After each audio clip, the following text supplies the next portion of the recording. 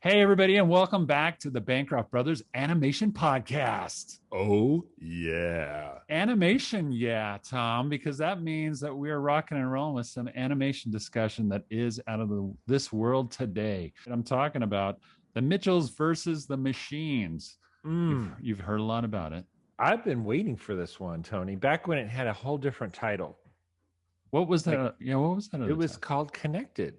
Connected. We're going to get into that. Let's introduce our guest tonight. We have the director of TM versus TM, Michael. Help me on your last name. Rianda. Oh, thank you. Rianda. That was great. I'm going to call you Rihanna. But yeah, no. Beautiful. And then we have the film's producers here, the one, the only, actually the two, the only, Chris Miller and Phil Lord. Thank you guys for being here. Yeah. Happy to be here. Thank you for having us. So did I already go down the wrong road that you don't want me to go down, which is I called it Connected? Do you want to talk about that? Because there was a whole trailer. It was starting to get released as Connected. And I have a sub question to this one too, but can we say why that changed the title? I think when Netflix got it, they were like, "Hey, we like the old name," and then I was like, "Well, we like the old name," or at least I did. I remember asking Chris and Phil when they changed it to Connected. I was like, "Should I threaten to quit?" And they're like, "No, don't do that, Not over Glad that. you didn't. Yeah. Because it'll change another 4 times, right? He's a passionate one there, isn't he? I know. Mike. Absolutely. What's funny is we spent 3 months designing that Connected logo. Really? Oh, really? I was thinking about it the other day, and it was a huge discussion when we came up with that title in conjunction with our marketing department. Was like, finally, we can release this movie. Mm-hmm. We feel confident. Yeah. And then when the generous people at Netflix came aboard, they were like, "There's only one note. We hate the title." Oh, and the logo, by the way. Yeah, the logo is really what sold us against it.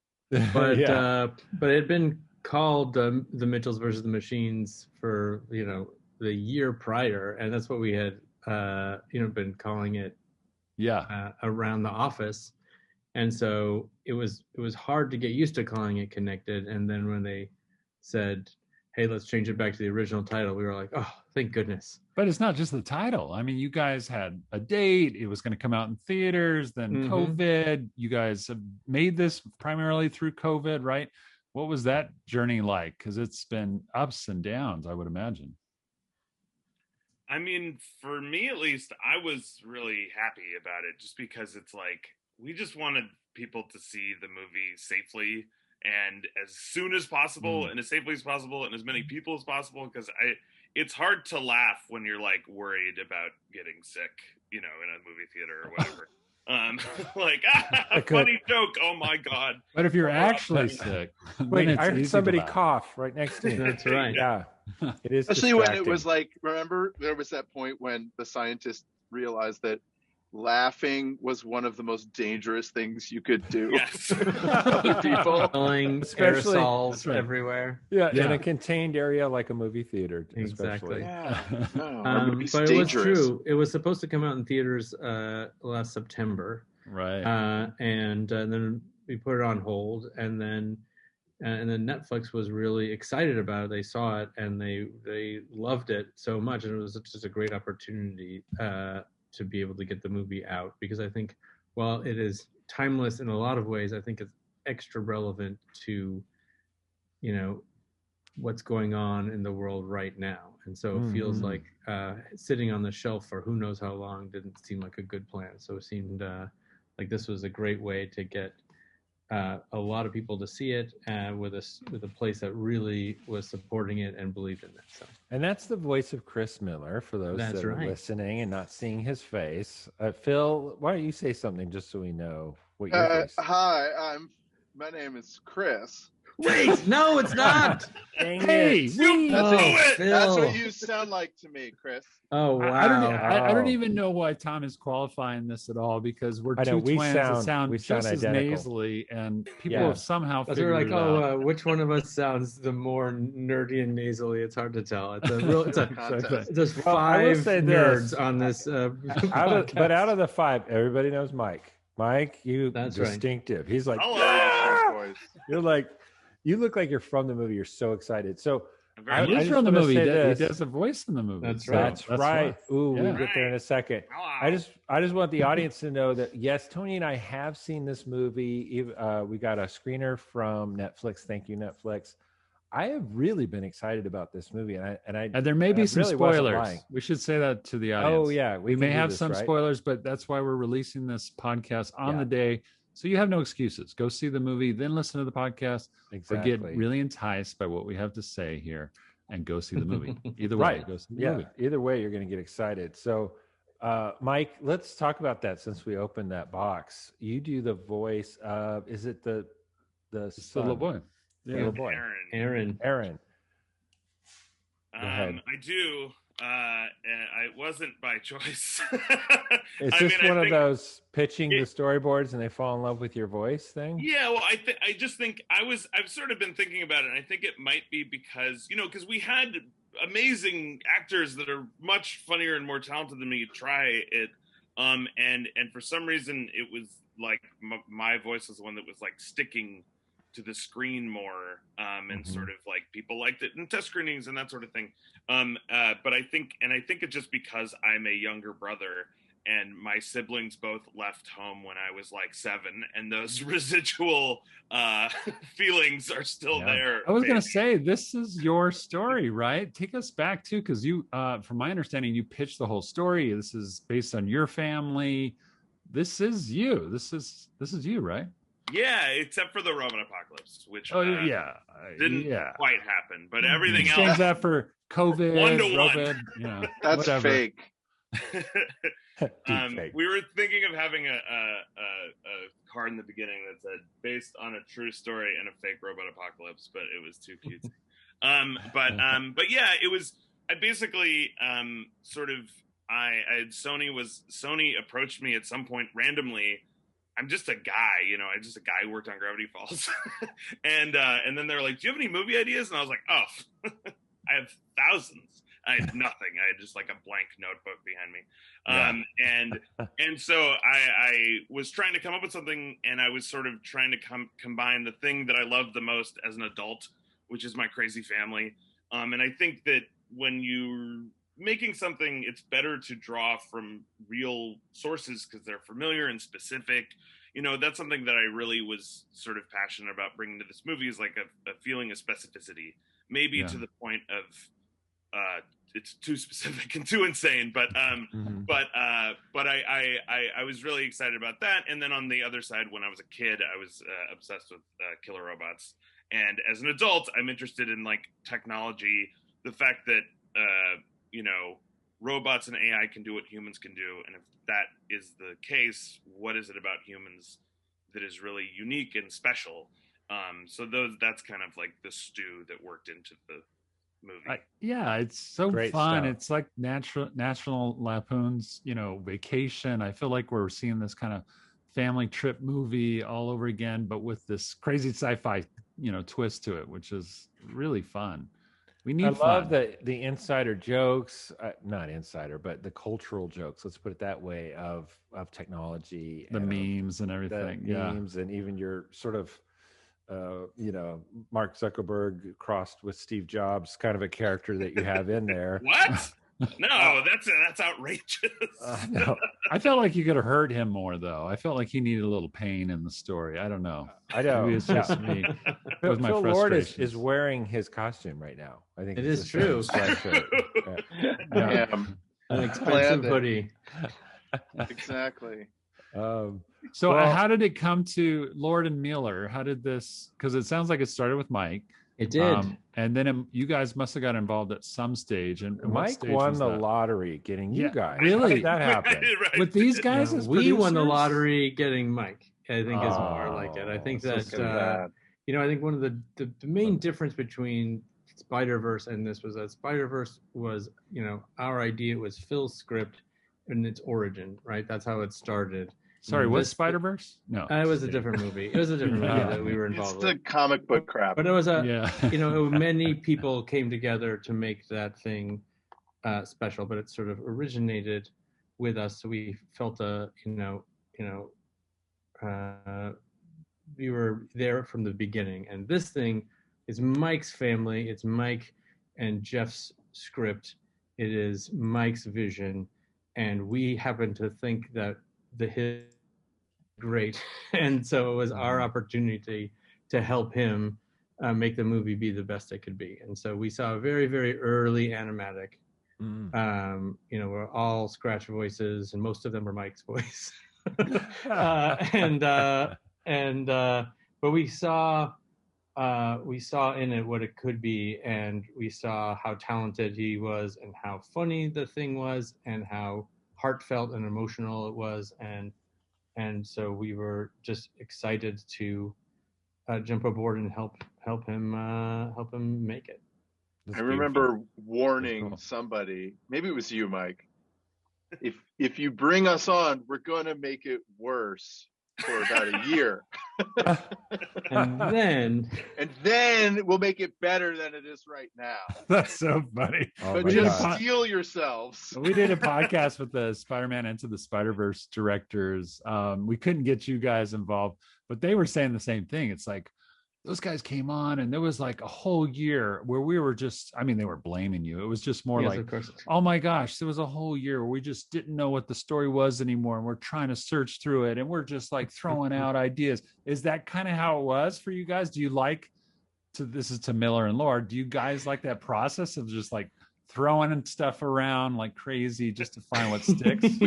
I wouldn't say we like it, but that is what we are. You crave it. I would say that we like to stress test everything, and we love to collaborate with people, and we love to sort of question and see if we can make the story better, every moment more interesting, everything more surprising, things, the emotional moments more emotional, and the funny moments funnier, and so we are not big on coasting. And so luckily we found like a kindred spirit in Mike, who was so passionate to make this thing the best movie that's ever been made by humans and machines, to be honest. And so he was excited to sort of make the movie be as awesome as it could be, and I think it was a really successful partnership. All right, Mike, do you agree with these things? You seem to be nodding. These are lies. No. It's like, I wanted in my contract. They beat me. No, it was, I hate to do it, but it was like some sort of fairy tale scenario where it's like, because I where there's this evil stepmother and she comes in and ruins your life. I've seen that fairy tale. Right. Yeah, but for Mike, a first-time director like yourself, was it a little bit like boot camp? Did you feel like you were being schooled by these sergeants of funny? Yes. No, it was awesome in that regard. It was sort of like going to animation grad school where your professors are teaching you, and then they're also like jumping in and like, working on it with you, working on your project with you, and then they're also like paying a little bit of your tuition, and they're bribing, they're like pushing off the dean, it was really wonderful support in sort of all ways. I sort of assumed they would just like put their name on it and go, peace, I'm out of here. But and that happens a lot. I mean, we do know that in the animation, but live action world, maybe even worse, I don't know. A lot of the producers are just coming in and just putting their name on it and going, yeah, okay, I want to, I'll get a little slice of that when it comes back around. You guys don't do that, do you? I mean, you like to explode things first, and then, but still stick around. But you're there to help put it back together. But I mean, like Tony, let me just go one step forward. Tony and I were from the Disney days, but that's what the development people did, is they would come in and then they would blow it all up and ask these hard questions, but also say, I don't like that. Could that be a dog instead of a cat? And that kind of stuff. And then they would walk away and not be a part of the solution, but that doesn't seem to be your MO. But in some ways you kind of wanted that too, I guess. Yeah, in those cases, yes. But I mean, not with you guys. Yeah. I mean, what is that like for you guys to dig in deep with it? I don't know. I aspire to be the person who just drops some bombs and leaves, and then magically gets better. One day. But Chris won't. One day. Yeah, no, I mean, I think that ultimately, anytime that we were, pushing on the reels, it was never like, I don't like that dog, could it be a cat type of stuff. It was mostly like, is there a way for this to be clearer or make me care more? Could we set this moment up earlier so this feels like a payoff, that type of stuff? And Mike and Jeff had a million ideas and a million ways to do it, and we would have a great time in those edit rooms, and we would like just spitball and come up with a bunch of stuff together, and it was the most fun part of the process. One thing that you guys know is that animation is such an iterative process, more so than live action. You get multiple cracks at it at every scene, and make ways to make it better. And as it goes through the pipeline, each department gets another chance to make things better. And that's why so many animated films end up being really special and stand the test of time in ways that that other movies don't as frequently. And that opens a can of worms. And I feel remiss that we didn't properly introduce.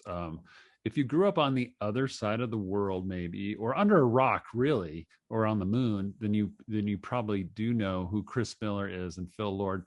They are the directors and or producers of Cloudy with a Chance of Meatballs, 21 and 22 Jump Street, Cloudy with a Chance of Meatballs 2, the Lego Movie, and we have talked about it already, but Tom and I super love Spider-Man Into the Spider-Verse. Yeah. And then you guys have done a ton of TV too. So from that perspective that you guys are sitting on right now, Last Man on Earth, sad to say it. I love Last Man on Earth. Oh, I was going to get to that, but anyway, from where you guys sit, you've done live action, you did animation, you started animation from what I understand, done TV also. What keeps bringing you back to animation? Is there something that you guys love about it? Remember, this is an animation podcast. Well, it'll be weird if you're like, ew, animation. You're like, I actually don't like it, but they not a big fan. Well. Yeah, just remember that Miyazaki made us promise. That's right. No way. Tell the that we story. would stay in animation and we wouldn't run away to live action. Really? Is that real? Yeah, that's real. When did that happen? Tell the whole story. Come on. We're at some fancy pants function. Oscars, maybe. Yeah, it's it was the like governor's awards. Yes, it was the governor's awards. And he was there getting an award. And they're getting an award. We were there in a failed attempt to get people to recognize the Lego Movie as a quality film, and we were introduced, and we were I don't remember any of this. I was told this because I blacked out. Because I get nervous meeting people I like. Oh, yeah. And but yeah, he said very little. We were quickly ushered off, but among the 3 sentences he said to us, it was, keep making animated films. And so you have to. He knew, but he knew about you guys. You have no choice now. Yeah. He knew who you were and that you'd done live action and all that. Yeah. He was basically laying down the line. Yeah, he stay said, true to your roots. Exactly. Had he seen Lego Movie at that point? Had he seen it? I don't know if he had seen it yet or not. I think maybe he had. Did he say that he saw it? I hope so, because that would really complete that story nicely. Well, he said that he saw it without comment. I saw your film. Oh, thank you. Anyway, yeah. But yeah, it was pretty amazing film. I had to like fan each other for a half hour after. That is one of those dream come trues. I was telling Tom the other day that I'm a huge Frank Darabont fan. Oh, yeah. Shawshank Redemption, one of my all-time we just movies. did a podcast where Tony and I talked about Shawshank Redemption. And I told the story that I met Frank Darabont. He was with Guillermo del Toro. They were geeking out at Comic-Con, San Diego Comic-Con, and just checking out like artwork and talking about, I love this, Marvel, Spider-Man, John Buscema cover from 1970. I think I'll buy it for this $100,000 or whatever. Right. They're just chatting around. Note. I got geeky, went up to him and had to talk to him and just gush like a little girl about how I loved, Frank's work and Shawshank. And when I had to tell them, but when I told them that I co-directed Disney's Mulan, thank you, Tom, I had to mention it. You had to drop it. Right. He was my daughter's like, favorite I love movie. that. Oh, you sweetie. And that's kind of what he said too. I mean, almost verbatim is like, oh, I love that film. I watched it with my kids. I saw it once. And when it's somebody that you respect highly and they say something like that to you, you can't believe it, right? I mean, Miyazaki. Oh yeah. Yeah, I mean, let me just say, Mulan holds up real good. It's true. It is true. Phil and I were at the premiere at the Hollywood Bowl at the Mulan. I was premiere. there. Wait, I was there too. I bet you were. I bet you were. But you guys were properly blown. You guys were young, like schoolboys or something. Yeah, at the time, why were right? you guys there? We were children. We were toddlers. We brought the whole orphanage. I believe we worked at Disney at that time. We were youngsters working at Disney and very excited about that. How did you break into the premiere? How did you get those I brought you tickets? your drink. You don't remember that? Don't you think, Chris? I think if I'm not wrong, our accountant somehow knew, like his dad played golf with Dick Cook or something. That's how we found. We were finagling. We really wanted to see it early because we were very excited about it, and it did not disappoint. Oh, those fireworks and everything. Mike, it looked like you had something to say about Mulan. What was that? I love Mulan. Wait, that's not what, that's good. That's not what we did this podcast. Yeah, stop right there. Come on. Okay, so tell me about doing the voice, because we touched on it, but for the son, was that a challenge? Because I mean, you don't sound like a little boy. I'm going to say that. No, I mean, it was. I would say that of the things in the movie, it was definitely the least challenging. Just because it was sort of, I basically just because we, I'm from TV and Chris and Phil are from TV or whatever. We like work really quickly and iteratively. I'm sure it's in features too, but that's just sort of like I'm like hardwired to like go faster. So I would just record every voice in the script in the editor's office like quickly and sleepily. Like hello, I'm Aaron. Is that good? Okay, next. And then I would just do every line or whatever. And then just it basically just was that scratch, like the sleepy 4 a.m. scratch was like kind of what made it in there. And I think it was just because it sort of had this quality of maybe my residual little brother vulnerability or something. And so that was I would say the easiest part. Speaking of residuals, enjoy yours. Yay! Now I have Tony. I do have like a sub geek question to my original one, which was the title change. I remember in the trailer, and this is true, Tony and I went to Cal Arts. I could have sworn that they name dropped Cal Arts as the school she wanted to go to. It's the most legally different. It's the most legally similar name we could do to Cal. Well, right now, now it's called the California College of the Arts or something like that, right? Yeah, it's a California College of Film. Yes. Yeah, okay. Film. But like That's right. It's pretty close. But was it never Cal Arts? Because I could have sworn the early trailer. It wasn't, but because they wouldn't let us. Oh, okay. I would have loved to have done it because they missed it wasn't Cal Arts that said no, but I guarantee that they would probably have been, yes, sir. Thank you, sir. It was me and Jeff Rowe, who is my co-director, we met at CalArts, and so we have a lot of affection for it, because that's sort of where we sort of spent our 20s being like, we can make animation movies different, like standing on a table, to no one. So it's like when we got, I think that's why the movie is so full of like it enthusiasm and excitement, because sort of it feels like we're film students that hijacked a big budget animated movie, and Chris and Phil were like, the prison wardens that were like crooked and handed us the keys. Oh, it is Shawshank. Yeah. Like they're supposed to be the producers and keep things in check, but they're like, go nuts. That's so funny. Tony and I met at CalArts too. Yeah. Oh, cool. Yeah, a little bit before that too. Pretty late in your guys' lives. Yeah, that's the weird thing. So we're twins still too. It's very surprising. But I'm glad you named Jeff, because I've been fan stalking. That's what I love about this podcast. I get to meet people that I just stalk and love so much. But I was a fan of Jeff Rowe, your co-director. And I don't think he knows this. Since his CalArts days, I went to the producer show and saw his brilliant little film that he did with The Rock and all the Rock stuff. I can't remember what it was called. Oh, I remember The Rock one. Yeah, and loved it. I loved the style, loved the look. I loved his quirkiness. And I think I contacted him somehow and tracked him down and told him how much I loved his work. Oh, that's cool. Hey, Jeff is a great filmmaker. He's making the Teenage Mutant Ninja Turtles movie right now, so check it out. Billy Graham. That's awesome. And so, Tony, I want to segue into the look of this film. I don't want us to break out of this without going into this, because, man, what a beautiful looking movie, and very different, right? So much like Spider-Verse, this one has some of that 2D to 3D kind of relationship where you're trying to mush the two together.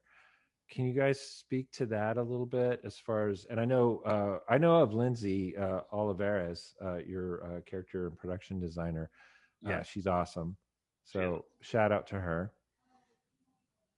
No, it was really great. She was the first person hired on the movie, and a lot of it really just came from her, where it was like, we loved her drawings, and basically it's like that, especially because the movie's about humanity, we wanted the art to feel you to feel humanity in every frame. And especially Lindsay is really a celebrator of flaws and imperfections and that sort of thing. So basically we're trying to sort of figure out how we could get that into every piece of the movie, so every frame looked like it was done by a person, which was really hard. And then it was also cool because we had talked about this idea to have it look like Katie was sort of drawing on the frame, and that's just another way to get sort of more humanity in it, and also get to know Katie more as a character. And then sort of the robot stuff came from like, okay, what is the opposite of this? And the really cool thing was, both because of Spider-Verse coming along, and because Chris and Phil were there, they were able to help push it, because we thought we were going to be thrown in movie jail, if we made it look too different or something. We're like, is it like, we're like, all right, we want to do, black eyes, no irises, and then, is that cool? And then people were like, I don't know. And then sort of like, we pushed it. And then, it was cool to have Chris and Phil just be like, go further, keep going, And that's what made me wonder, because there seems to be like, this is the little brother of Spider-Verse to some degree. Is that true, Phil and Chris? Did you guys come into this going, well, we just did this thing, and here's a technique that worked. How about we try it here? I certainly remember talking with Mike and his team and saying, you're not supposed to make this convenient for ImageWorks. Your job is to make it super inconvenient. And they're really good. And they built all these awesome tools for the last movie. And we turned them all into punk rockers who disobey their superiors now.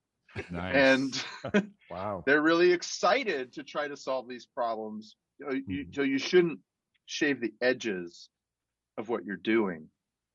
And that was, and we got about 3 words into that speech, and they were out the door, making the movie crazy again. Or going to the beach. And I think that because people,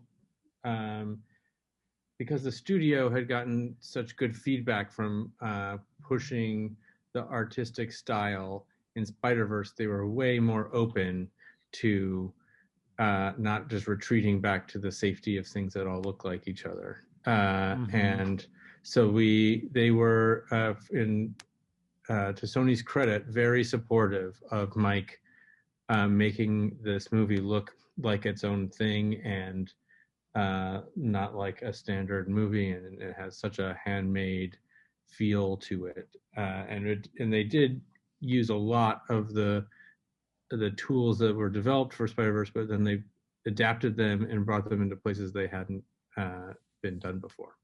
And part of it is the crew that Mike chose, and the willingness of the studio to embrace some new voices. Lindsay was, not chosen because she was a really experienced feature production designer. I remember Mike saying, like, we really like this person's work, and look at her cool Instagram animations. Who could we hire that could make the movie look and feel like this? And I remember we all sat around and said, well, why don't we hire the person who made this? Yeah. What about her? Exactly. Right? We have a lot of experienced people at this studio who can really, support that person. Support that person and try to help her make the movie look like this. So I applaud ImageWorks and SPA for taking that chance. It really paid off. It's super paid off. She's like she just made every art review was like a sauna or like a spa compared to like how hard everything else was. It's like you'd go in the art review and it was like Christmas morning, like, hey, would you mind if the movie looked amazing? And I was like, great, Is that okay? Can we just pass amazing next to you? Here, let's see this. Yeah. But I got to say, I think I want to celebrate that too, because it feels like you guys have just really celebrated the fact that, Mike and Jeff and your production designer, all these people were first timers that had never really taken on these opportunities before, but you didn't hold them up to some, you got to be 10 years in the industry or some kind of tradition of what it takes to do that. You just said, these people are doing great work. We see great talent in them. Let's just come beside them, support them, and get that craziness, that freshness up there. And I really felt like that's what I got from the movie. It feels so different and new and fun, because I think it has that, it has that creative excitement. I feel that when I watch it. I feel like that's go ahead. You can't teach inspiration. Yeah, right.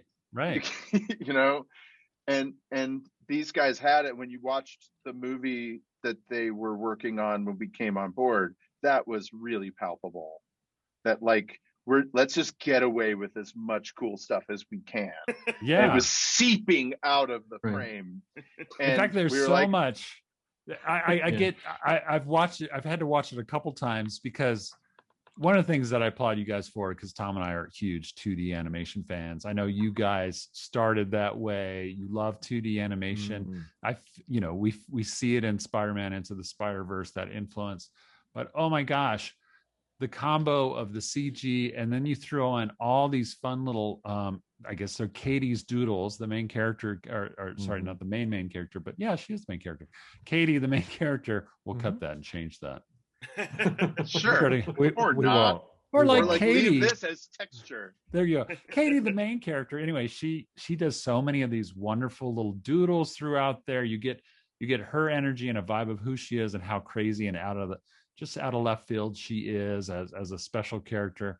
But also for the audience, oh my gosh, there's so many like quick little cuts and little things, and there's like, did that dog have 3 human arms? I can't tell.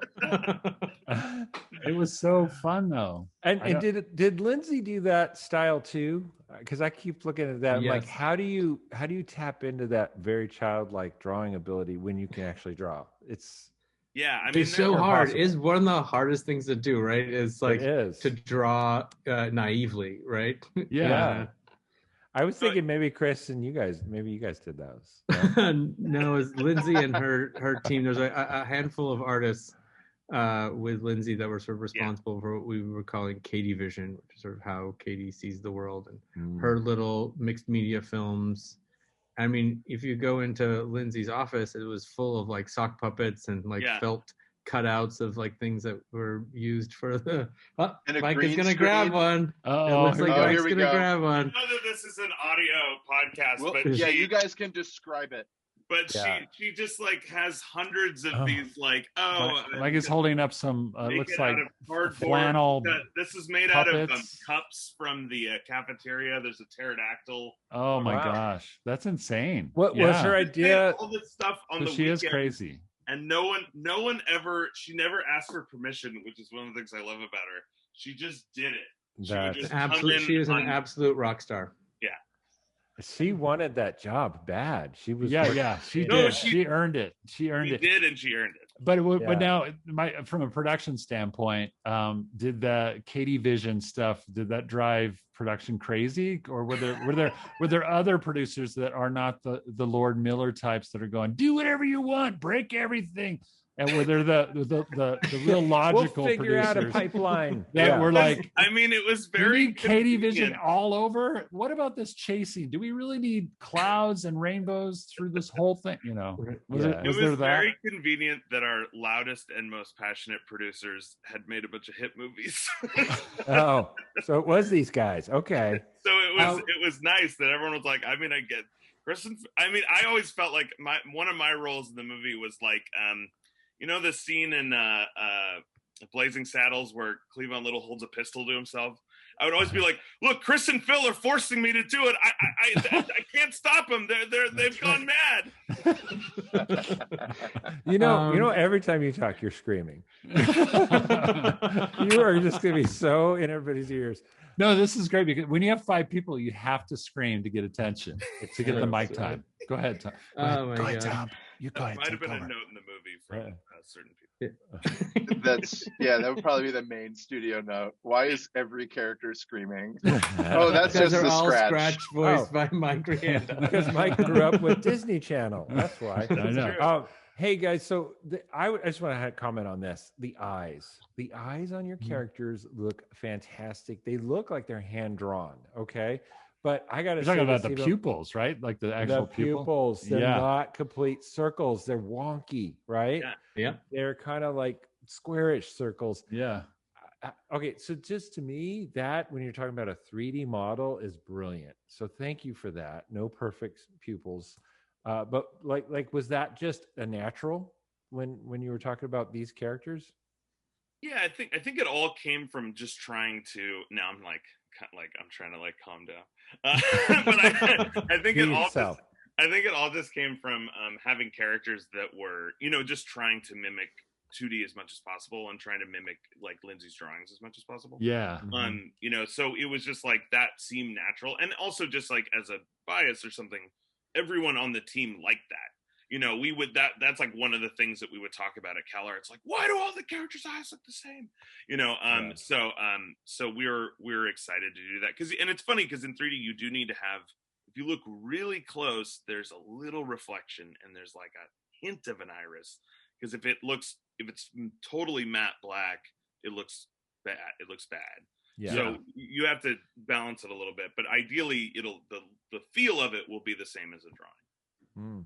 There's so many. I got to ask this for the fans out there, because there's geeky fans that are going to watch this and go, I thought I saw this and I thought I saw that. So many little Easter eggs and things like that. Ones in particular that I feel like I caught onto, but I could be totally off. Dog Cop, Katie's movie series and stuff that she developed. Any similarities or callbacks to Brooklyn Nine-Nine? I know you guys were involved with that. I can't say that's true. I think it was just like, what's the worst movie you could put your dog into? Yeah. What were the other? But Mike, there were a lot of. We landed on Dog Cop, but it was really a process of natural selection that got us there, right? What were the other things on the menu? We had Dial B for Burger. We had and then we have a bunch of like Criterion Collection type movies that Katie has inserted her dog into, like Manji, Fear Eats the Soul, or whatever. Like so there's like all kinds of, you know, goofy film references and stuff, just because again it was sort of like a bunch of film students who were like, hey, there's a freeze frame, let's put 3,000 jokes into it. Right. Well, I got to jump on this because I don't know if you've heard throughout this podcast, I have a snoring pug in the background. I didn't hear that. That's what that was. I thought that was Mike. Okay. Yeah. I thought that was my lunch. I've been awake the whole time. I'm on sugar cookies all day long. So, but yeah, I have Mushu is a pug, and Macy, a little puppy. They're both in here snoring. And as we all know, there's a major Moochie. Is that his name? Moochie, right? Manchi, sorry. No, it's okay.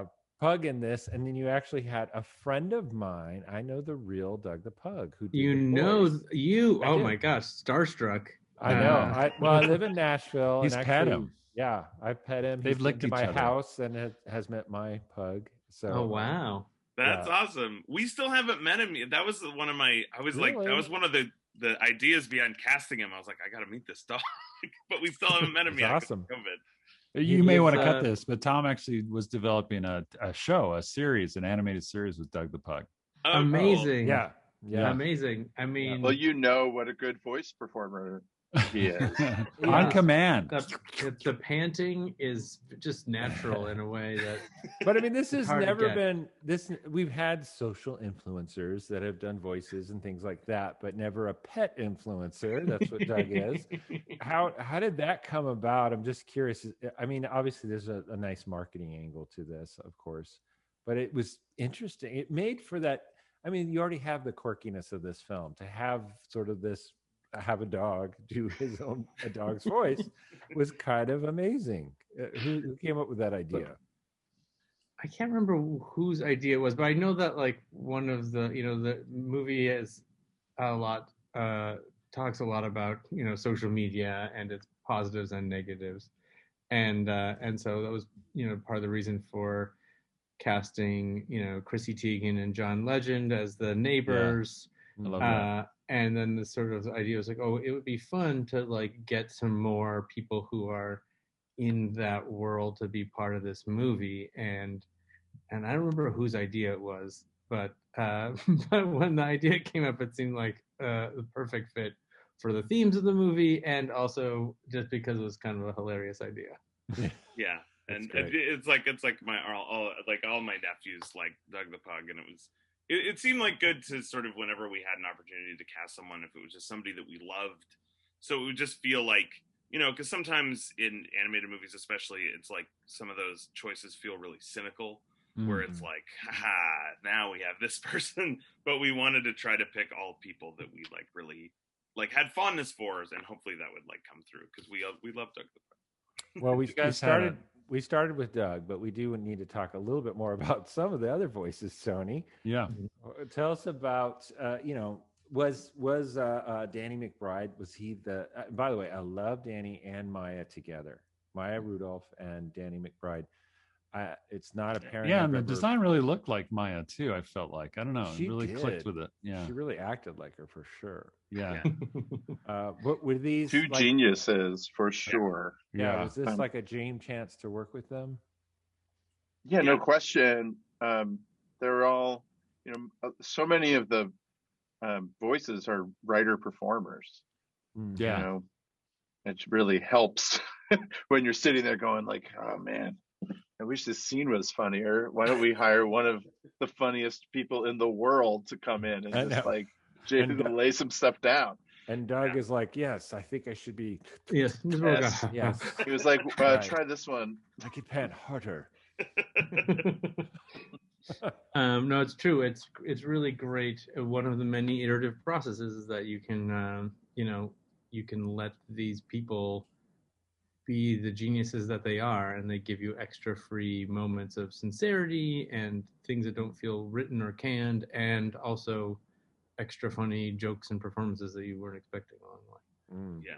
Now, they just offer that up like in the room? Hey, I got an idea. Let me try this. Or are they going, if you guys pay me an extra $2,000 for this session, I could help out with this line a little bit. I did sketch some things down, but I don't want to show it to you until you write the check.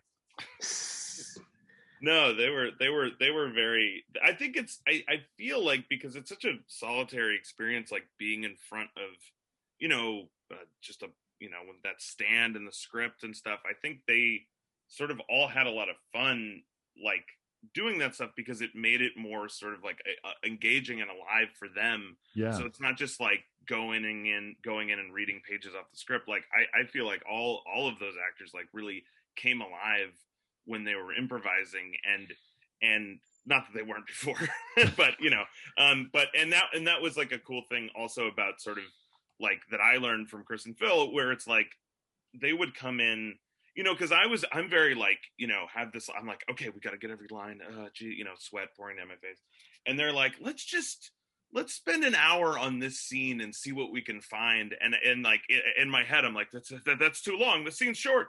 But we found out that we would get a ton of stuff from the actor that, maybe we'd use in a different scene. And maybe the improv that we came up with in that moment is something that informs their character going forward.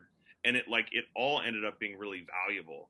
And it also really engages the actor. So it's not like a job where they're just sitting there and performing and collecting a paycheck. They're really engaging creatively, and when you do that, we found all across the board, from the painters to the editors to the, if you say to people, it's okay, give us what you got, they tend to light up and give you a lot of great stuff, and that is a lot of why the movie, that I'm proud of the movie, is like, I look at the movie and I'm like, Abby Jacobson came up with that line, and then our head of story Guillermo made that funny pose, and then this person did this, and it's so many people bringing what they have to it, and if you let them, people what a will, cool, and I mean when cool you watch this perspective. movie, I love that. It's so obvious everybody involved is having a time of their lives, and I've seen I think with your head of story, I can't remember, but I saw somebody say that on Instagram, that this was or on Twitter, one of those, that this was the time of their life, the thing that they enjoyed making the most. Yeah, I think it was one of the animators, Nick Kondo. Yeah.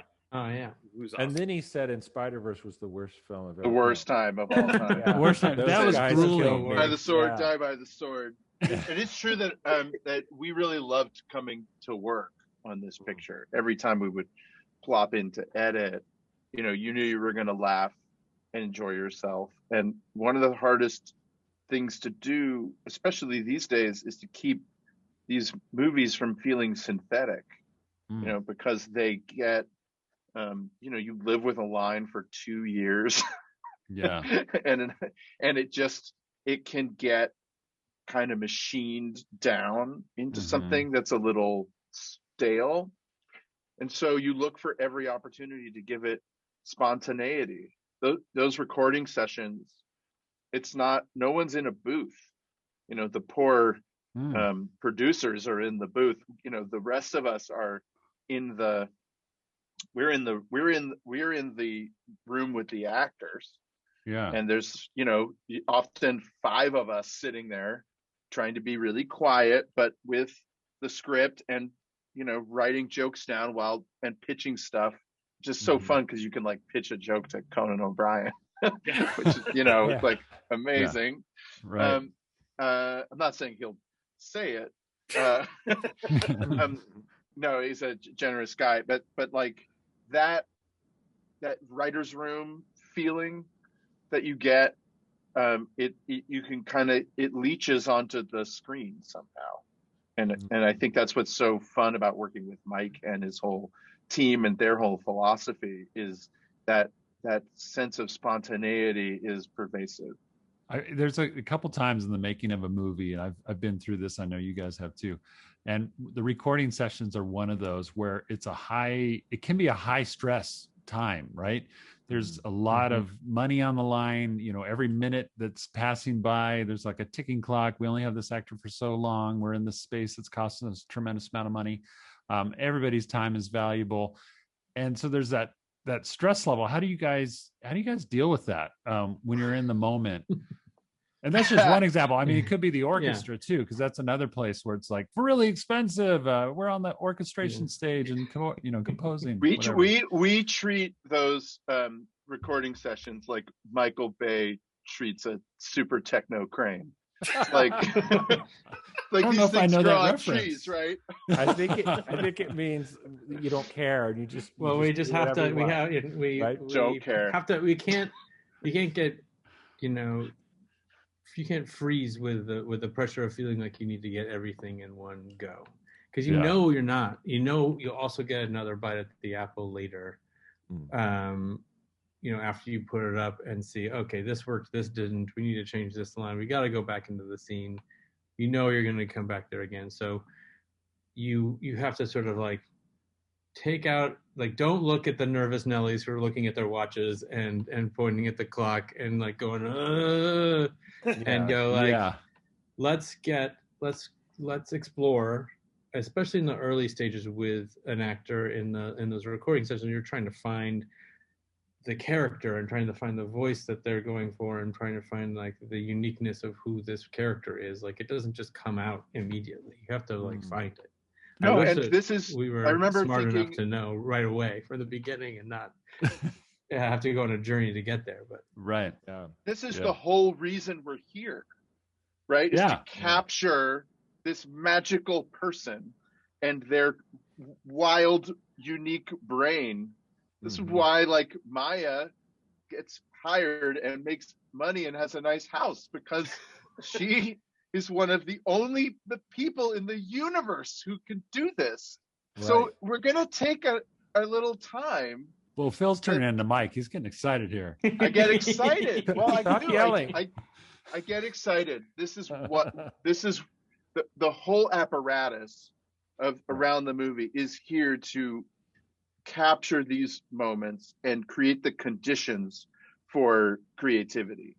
And if we're not doing that, we don't, right? Like, Maya Rudolph is not Maya Rudolph because she's the most efficient actor in the universe. That's not why she's hired. I'm so glad that you don't have the nightmarish memories that I have of recording sessions, where I literally remember recording Eddie Murphy in his home on Mulan. And there was a production coordinator that was like, so I just want to give you an update really quick here while he's turning the page that we are 5 lines behind. We have 27 lines left. There's no way we're going to make it. Oh, no. You really need to speed up. Oh, I was like, tough. Oh, you did it. Oh my gosh. Sped it out. That good news. But you guys aren't that. You're not. Well, we've had we also we hired people that we knew were like available and around to play, and down to play around. We didn't, we were hiring people because they were funny, on their own, and they were all content creators on their own. And I mean, obviously Eddie Murphy's one of the funniest people ever to have lived on planet Earth, but everybody knew what they were getting into, I'd say. This thing. Yeah. Well, we've talked a lot. Go ahead, Tom. I want to hear Mike's take on this, because it feels like you've been trying to, like, you that was the stress of those recording times. Tell me, was there ever one that you went through the whole thing, you're like, we can't use any of that? I mean, I would definitely say I was the most stressed out person in the entire. Sure. I tried to cover it with a joyous exterior, but my inside is crackling with fear, but you're like gorging yourself on craft services in the corner, right? I mean, nervous eating. you try to put the fear behind you and let it power you instead of being in front of you and letting it freeze you. I think that one thing that was really cool and that I really did learn in the process was to look at all of these situations as opportunities to make the movie better at all times. Yeah. Because it's a little bit of a TV mentality to be like, we just got to get the lines. We just got to get the lines, man. And it was really cool to have sort of Chris and Phil be able to like, whoa, dude, just calm down. I'm like, what? They're like, just calm down. It's okay. And sort of be like, it's okay if this recording session, all we do is like find the character. Like that's a huge win, and in that way, that sort of philosophy like bled into all the other departments where instead of, when I first started directing the animation, I also had this like TV mentality where I was like, look, it just match the boards, man. Right. And that was really freezing people up to not bring all of their awesome creativity into it. And like looking at every shot as an opportunity to create and make things better, and that's sort of like every step of the process from the mixing stage to the, whatever. They are like these high stakes things where everyone's looking at you and, time is money and whatever, but they're also opportunities to make the movie better. Yeah. I remember when the animation was kind of uptight. Yes. No, it's for like 3 months. There a phase? Like, yeah. What's the matter? Yeah, like I can't even remember what that stuff looked like because it's not even. It's not remotely like that anymore. Yeah. Yeah. No, because like the animation was or the animators. The animation, like when we would look at shots. Yeah. They were sort of, I don't know, conservative or something. Yeah, it was kind of like, it was like spliny, and I think it was because like they were instead of coming from a place of invention, because they were coming from a place of fear, because I was like, just match the boards, guys, and it was bad direction, and sort of as soon as we, like Alan Hawkins and his team, Alan is amazing, as soon as we were able to sort of give those guys permission to invent, all of a sudden the animation went from stiff and conservative to really expressive and fun and joyous, and it was really just like that difference of philosophy that did it. It's hard to, and what a great director you are to say that. You just blamed yourself for everything, but I mean, right. I can tell you. Well, to admit that too. I mean, that's really tough to do, and I do applaud you. Good for you, man. But like, there had to have been early on, and I just want to dig in. I know we have to wrap this up pretty soon, but just at least a little bit about the animation part of it, which is, finding that character right at the very beginning, how they move, right? Like, and especially a really cartoony, at times, a very cartoony film like this, there's obviously some very sensitive parts too, which is awesome. By the way, I was sitting there, I was standing in my office watching the last of it. I had to stop a couple times, right? But I'm watching the last 10 minutes and I'm into it. And I'm literally finding myself smiling. It's one of those times where I'm just like, I was by myself watching it. My kids and my wife don't like cartoons. But I'm watching it by myself, finishing this up, and it's all that sensitive stuff. I know it is sad. I'm watching it, and it's between the dad and his daughter, and I have 4 girls, so I'm smiling out, and I realize I'm like, my mouth, I'm like really wide, because I'm just like, this is a big compliment for Tom and a real breakthrough. He doesn't smile that often. I don't know if you know that. This is how I watch movies. But it was a big deal because it hit me. I wasn't crying, but I was smiling. That's for babies. Why? Because I'm feeling like, I want to hear that from my daughter. Like, I know how, and I'm so into the characters that I'm just like, Rick really needs to hear this right now, And so I'm backing into a question that's kind of you're way off track right now. But I wanted you to hear that story. Thank you. But dang it, there must have been times, especially with Katie, where it's like, okay, the animator did something nuts, like, she went like all wild, crazy armed or something like that, and you had to decide then and there, wait, is that allowed? Are we doing that? Were there times like that? And tell us about sort of finding that. What's the correct animation field. Yeah, I think in that I sort of have this like general philosophy that like basically and this is maybe, I don't know, unique to me, but or something, but it's like I feel like I always am trying to either pull from really like deep observation where Katie is like pulling the strings on her sweatshirt because she's feeling nervous, and really like I was like, look at I would just insanely like video, if I saw a little kid that looked like Aaron, I would like do a video of him, and my wife's like, don't do that. But we were trying to sort of go for as observational as possible, and then on the robot stuff I was like, that's when you guys can go bananas. Yeah. And they came up with this whole language and stuff, but like when it was an emotional scene like that, like sort of Tom is describing it, it was like, let's act it out, shoot reference, think of, your little sister going to college, or, whatever analogy you can do for it, and really like pull from those emotions and make it real.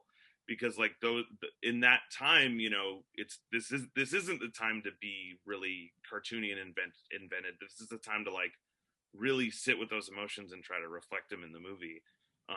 And you'll have plenty of time to do wild stuff in the Furby chase, or whatever. Oh, you brought it up, man. I love the Furby chase. But your creativity, it could still be sort of wildly creative. It's just about looking and imagining the behaviors that happen in those moments.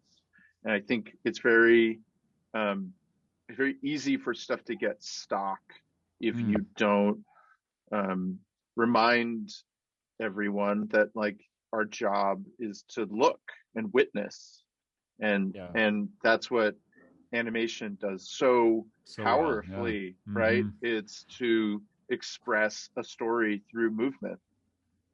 That is so awesome. You guys, we should wrap this up right now, but I did want to ask one last thing of what's next for this cool gang of vagabonds. What are you guys up to next? I'll be sleeping. Besides a little bit of sleep. Yeah. Yeah. What is Mike gonna do? He's gonna like is there sugar involved? Knit a giant sweater or something. It's gonna be some weird obsessive thing. Do they start approaching you, Mike? They're like, "Oh, I smell a hit. Okay, let's get Mike on the project." I mean, do they? We're sort of talking about some stuff, and I am really excited. I think I'm sort of one of the only people in animation who doesn't want to go into live action. I'm like, that sounds like refreshing, rough, because I just love cartoons, and I really love the sort of like the things, all the stuff that we learned on this movie, and sort of in terms of like pushing, the form and telling a story in a different way. I'd love to like push that in sort of, in new ways and adult stories and, in all kinds of new ways, but I am going to take a long break first. I remember talking to Mike during the mix and saying, what do you want to do next? Is there anything we can help with? He was like, I literally want to teach for a year. and what Mike's not telling you is he has a really active part of his like art practice, which is mentoring and teaching other people, and it's one of the things that makes him a great person and a great filmmaker. That's awesome. Tom and I are teachers too, and we'd love to have you come speak at both of our colleges. Tom has one in Tennessee, I have one in California. Yeah, pick the best place, which is Nashville. Wherever you want to go. All right. So, Chris, my answer for you and Phil is that 2D animated film that you've been wanting to make, right? Is that man? Is there a 2D animated film? I will say there is. I mean, there is a 2D animated film that we produced. That's a sort of a crazy low budget movie that's coming out later this year on Netflix. Okay. Called America, the Motion Picture. It's just crazy. It was done by animated by the Archer folks. Oh. And then we're also working on Spider-Verse 2, which has a lot of 2D in it. I'll say. Really? That's cool. There's a lot of different universes that are visited, and they each have their own signature film style. That's awesome. And you heard it here first, folks. There you go. So there's a lot of 2D coming down the pike. I'm excited, and I have a film too that you can. But you guys love animation. There's a core there for you guys. No question. Some roots there. Good. Some roots, and I think that, as you guys are hinting, I think there's a lot of good work to be done. Still, I think one of the things we've been able to do, and we've been given permission to go harder at, is just trying to make these movies all feel different. And I think as we keep developing more projects, that's going to be our focus. How does every movie have its own look and feel? I feel like technology has finally caught up to people's imaginations, and we've just scratched the surface of what films can look like, and each animated film can look as different as every different artist's painting. So I'm really proud of what Mike and his team did on this movie and how distinctive and original it is. And I'm really excited for the future of animation, because I think we're just at the dawn of a new golden era. Wow. Well, you heard it here, guys. Check out The Mitchells versus the Machines on Netflix as of today. As we release this on April 30th, it's out today. Go check it out. Thank you, guys. Thank you for your time. This has been so awesome. It's been a real treat having all three of you on too, and hearing all the perspectives and kind of merging it together. Thank you, guys. And Mike's energy just took us home. That was awesome. That's right. He's a passionate fellow. Yeah. Tom, as we always say, animate from the heart. From the heart.